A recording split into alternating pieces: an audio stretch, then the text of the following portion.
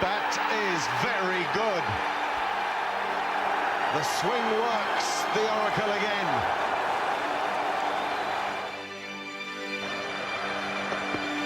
And the Yorker bowled in. That is out. Great theatre, magnificent drama.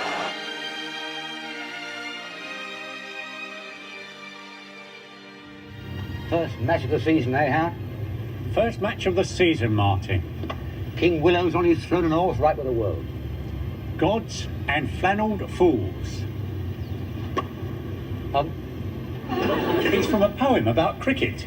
Oh, very apt. How does it go on, my old Howard? That's the only line I know. Oh, well, never mind, you certainly made the point. Hello, and welcome to Gods and Flannelled Fools, Episode 5, Bodyline.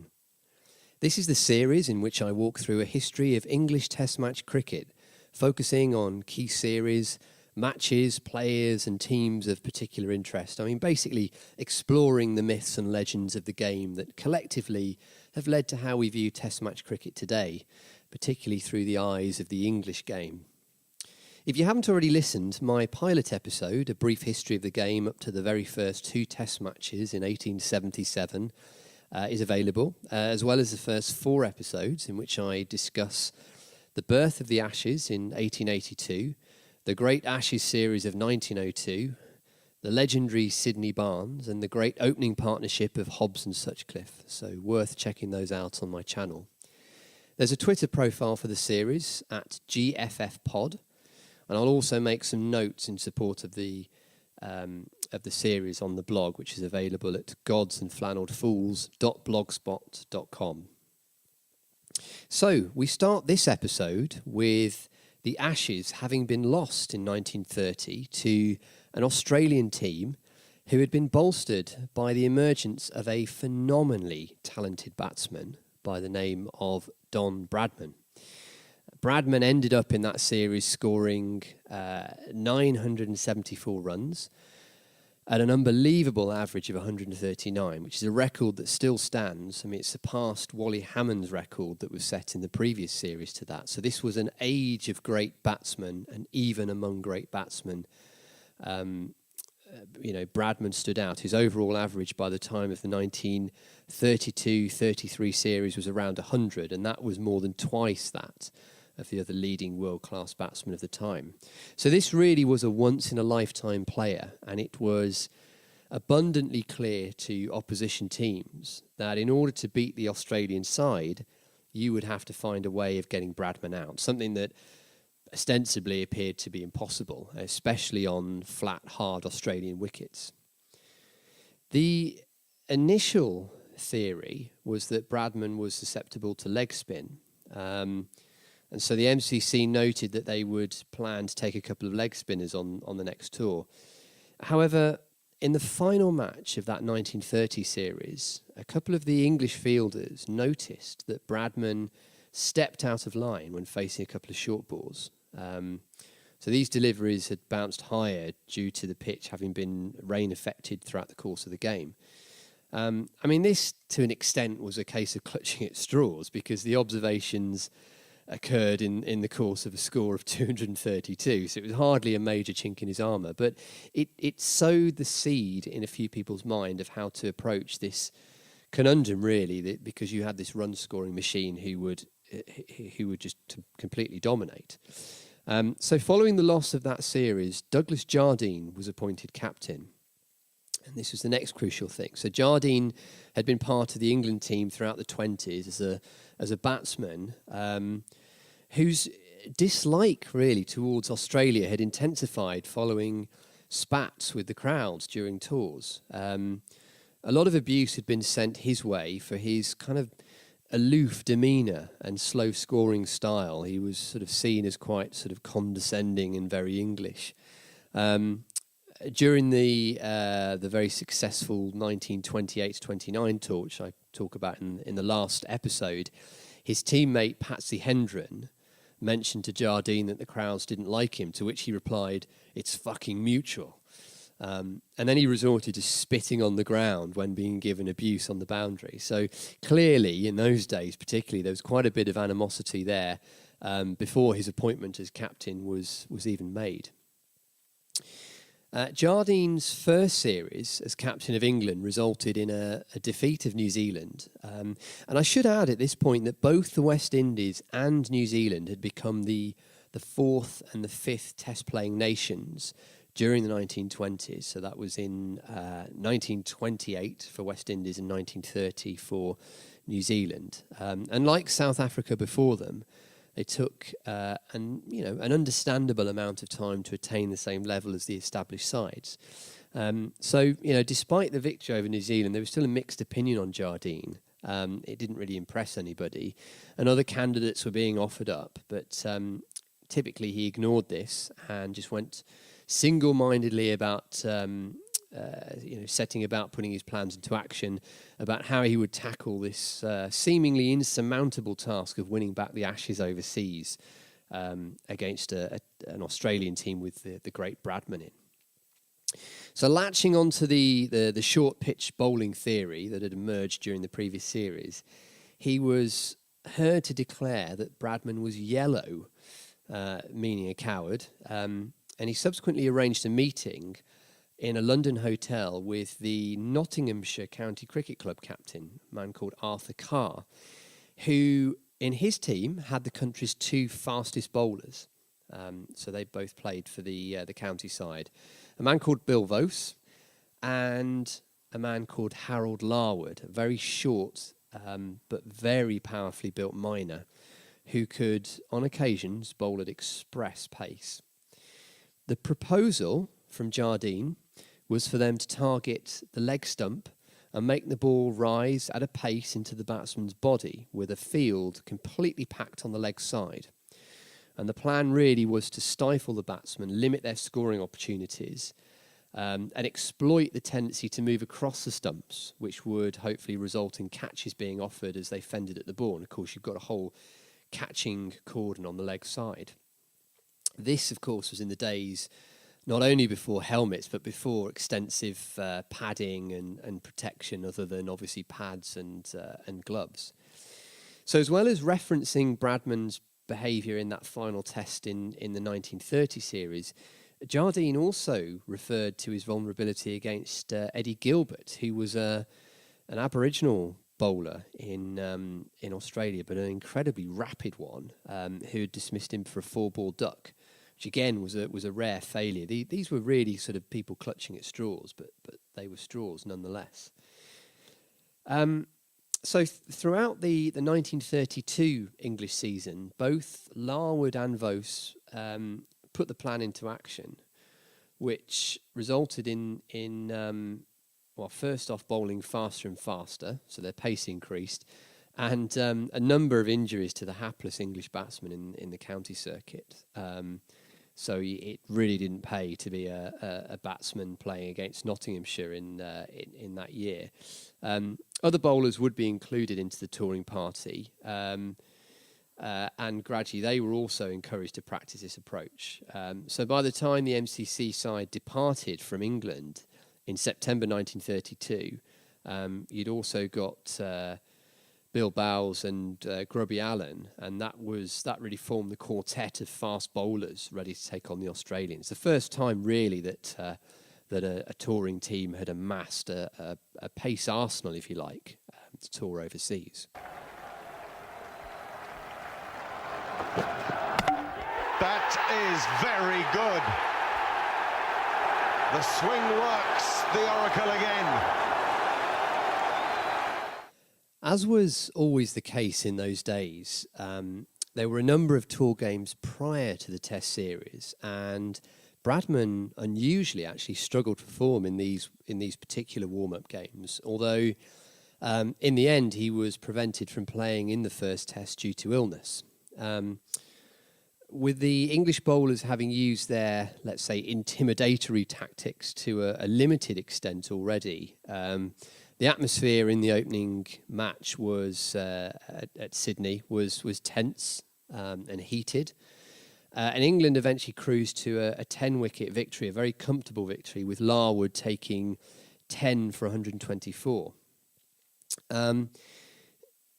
It's worth pointing out the term leg theory, for which this particular series is known for now, it basically existed at the time to describe the negative tactic of bowling to a leg stump line and cramping the batsman with fields around the bat. But that was purely a term that was used around line and not necessarily pace. This had been evolved to fast leg theory by Jardine in order to get the batsman on the back foot with the ball rearing to chest height. So there was a sort of modification of this early theory. And although they used the tactic sparingly in Bradman's absence, the Australian reporters latched onto the term bodyline to describe this approach. And at that point, the phrase really entered common cricketing parlance. So the first test, as I say, England win 1-0 up, but Bradman not there, and no real drama. The second test at Melbourne was played over the new year of 1932 on a far slower wicket. And there was a combination of Larwood having picked up an injury to his feet, and then the return of Bradman. Those two things combined meant that Australia won by a comfortable 111 runs, which brought them level 1-1 in the series. And at this point, the assumption was really that the fast leg theory would become ineffective. Bradman's come back, no issues there, but not a bit of it, because Wisden would describe the third test, which began in Adelaide on the 13th of January 1933, as, quoting, probably the most unpleasant test match ever played.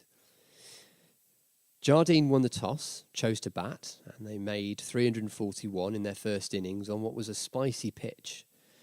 In response, Australia lost their first wicket early on, and then in the third over, Larwood found his pace and rhythm and got one to rear up past the head of opener Bill Woodfull, who on the next delivery was struck on the heart and staggered away in pain. Play was suspended for a short time while he was assessed, and then stopping again while Jardine rearranged his field, and that was done to the jeers of the Australian crowd, who saw this as particularly unsporting.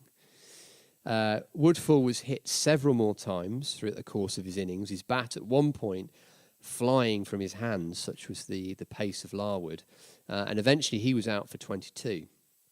Now, at the other end, Bradman was doing his very best to fend off the short balls, but as a short man, he was cramped up for space and was eventually caught at short leg. By the end of the day's play, Plum Warner, who I've mentioned a few times before, he was the ex-player who'd been appointed as team manager. He went to the Aussie dressing room to check on Woodfull, only to be told, "I don't want to see you, Mr. Warner. One team is playing cricket, the other is making no effort to do so." And this led to speculation that the team might actually forfeit the match in protest. They didn't. They continued, and on day 3, they continued their innings in the face of the onslaught. Bill Ponsford was struck all over the body, having basically decided to turn his back on the bowling to avoid being hit in the face. And then matters descended further when Bert Oldfield was struck in the head. This technically was the result of a top edge from a ball delivered outside the line of the leg stump. So, let's say, technically it wasn't a leg theory delivery, but the crowd saw it differently on the back of what had come to pass before. And they went wild with rage. And Oldfield was helped back to the dressing room with a fractured skull, which was an injury that had never occurred so far in the Test match era. And at that point, the damage was done psychologically. Australia capitulated, and England went on to set them an impossible 532 for victory. Bradman made 66 in that run chase, and Woodfull carried his bat in their effort of 193. And that victory made it 2-1 to England, and as I said, a very infamous Test match. And of course, the relationship between the Australian Cricket Board and the MCC blew up immediately, with telegrams and messages being sent back and forth in no time. And and almost escalated to the level of a diplomatic incident, which shows how the notion of sportsmanship had really been broken by Jardine's approach to the series, win at all cost. The series, in the end, was rescued by the fact that the MCC stood by Jardine, as did the England team, and the Australian board essentially agreed to resume the war of words once the series had ended, with both agreeing to an independent review of the law around Bodyline. But the bitterness would end up running back and forth for over a year. By this point in the series, however, obviously the Australian team were mentally broken as much as anything, and were defeated comprehensively in the fourth and the fifth tests. Larwood continued to take wickets, although with a slightly more conservative use of leg theory, perhaps, than in that third test. Now Yorker bowled in. That is out. Great theatre, magnificent drama. So Jardine and his tactics won, though at a considerable cost. The MEC, having initially hoped that the integrity of the captains would basically ensure that there were no further repeats of Bodyline, ended up passing new laws to reduce the impact of this tactic. In 1935, they reduced the number of fielders allowed behind square on the leg side to a maximum of 2, which is something that persists to this day, and to give the umpire the power to control the number of bounces a bowler delivered in an over. And that the guidance around that was very much in accordance with the ability of the batsman facing, which is really the ruling that would go on to say that, well, it's not the done thing to do it at tail enders. And the combined effect of these were essentially to nip Bodyline in the bud for several decades, because until the 70s, which we will come on to in due course, the bouncer was a solitary tactic in the arsenal of a fast bowler, rather than being, a direct strategy from a captain. The other cost, of course, was to the reputation of both Jardine and Larwood. Larwood, at this point, had cemented his reputation as the world's most feared quick bowler and should have been entering his prime, but he would never play for his country again. And to explain why, here's Jeff Boycott with a summary of what happened. Harold Larwood played for Nottinghamshire and England, but he's remembered for the Bodyline series of 32-33. He was a guy who could bowl quite quick, smallish man, but he bowled around off stump because at the time he was playing, everybody was expected to attack the off stump. You were not allowed to bowl negative at the leg side. It was almost infra-dig to bowl at the body. It was seen as terrible to do that. It wasn't the right form as MCC would have it. So all the bowlers bowled off stump on flat pitches. Now he becomes legendary because Bradman was the supreme genius batsman who was beating England, and Douglas Jardine was made captain of England. And Douglas Jardine thought, we cannot beat Australia in Australia unless we get Bradman out cheaply, because he was getting hundreds and double hundreds. And he worked on a plan. He saw something in a bit of film that he thought Bradman didn't like it into the ribs. There was no law against bowling into the ribs or leg side, but it was just frowned upon. So he actually got the captain, Arthur Carr of Notts, and Harold Larwood, invited him to dinner in London. It's a very famous meeting, and asked Arthur Carr, the captain, if he thought Harold was quick enough and accurate enough to bowl into the body of the batsman. Arthur Carr said yes, and Harold thought he could do it. So they went away in a county match. They tried that, just for a few overs in county cricket, and it was good. He could do it. So Jardine had him picked for the tour of Australia, and then all hell broke loose in the test matches when he got Larwood to bowl very fast and very accurately at the body and caused mayhem. The tour was nearly called off. You've just got to look at it in the history of the game. And he cut Bradman down, the genius batsman, to an average of 50, which was still miles better than any of the other Australian batsmen. But England won the series comfortably. It shows that this guy had great pace and great accuracy and great stamina. And the sad thing about him, I've read quite a bit about Harold Larwood, is when they went home, the Australians played hell up about it. They said they wouldn't tour England in 1934, a year later, unless there was no Bodyline. The MCC were worried. If Australia didn't come, they'd lose a lot of cash. What's changed? It's the same today. They're only interested in money. So MCC got together and promised Australia that they wouldn't. Douglas Jardine played in 1933 summer in England. Harold Larwood was asked to apologise for what he'd bowled in Australia because he was a professional and Jardine, the captain, was an amateur. So the amateur was kept on, who made all the decisions, and Larwood wouldn't apologise because he said he'd done nothing wrong. He'd followed his captain's instructions and he never got selected for England again. Jardine captained that summer against West Indies. He went to India in 33-4, and when they came back he fell on his sword and resigned, did Jardine, because the Australians were worried that he might resort to Bodyline again. But Harold Larwood there was sitting at home, having done nothing wrong, and almost outlawed and shunned. Played a couple more years for Notts, then he opened a sweet shop in Blackpool, and he was just almost ostracised by the hierarchy of cricket. And it was left to Jack Fingleton, an opening batsman for Australia, who Larwood had bowled against, bowled his bumpers and short balls, who helped him emigrate to Australia with his wife and family and have a new life. And it's one of the saddest stories in cricket, is that, from a man who obviously was a brilliant fast bowler. In that series, I've just got to check, he got 33 wickets at 19.5, and he was the sole reason why England beat Australia in the Bodyline series. So there you have it. As a captain and amateur, Jardine largely avoided a lot of the heat, leaving Larwood basically ostracised from the national team, which is such a shame when you look at what a bowler he was.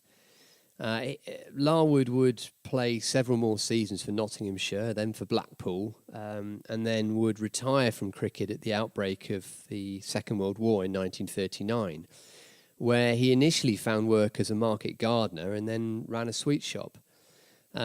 As Boycott mentioned in the clip, he then emigrated with the assistance of Jack Fingleton to Australia in 1950, where he settled as a surprisingly popular character with the locals until his eventual death in 1955.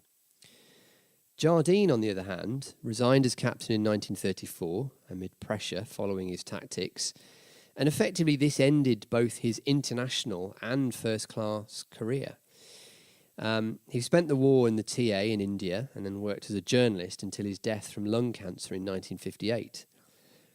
The events leading up to and including the 1932-1933 Ashes series were made into the 1984 series Bodyline, which is available now and features all these characters, and to this day it still remains one of the most significant points in the history of English cricket and indeed the legend of the Ashes. It's also a point in the history of the game that would be referred to and referenced further down the line when, several decades later, the idea of hostile fast bowling would come back on a far greater scale. But more of that in due course. So that concludes episode 5. Thanks for listening to Gods and Flannelled Fools. And until next time, when we take one more look at cricket prior to the Second World War, with a nod to the eminent English batsmen of the period, as well as to a long-lost format of the game. Thank you and goodbye.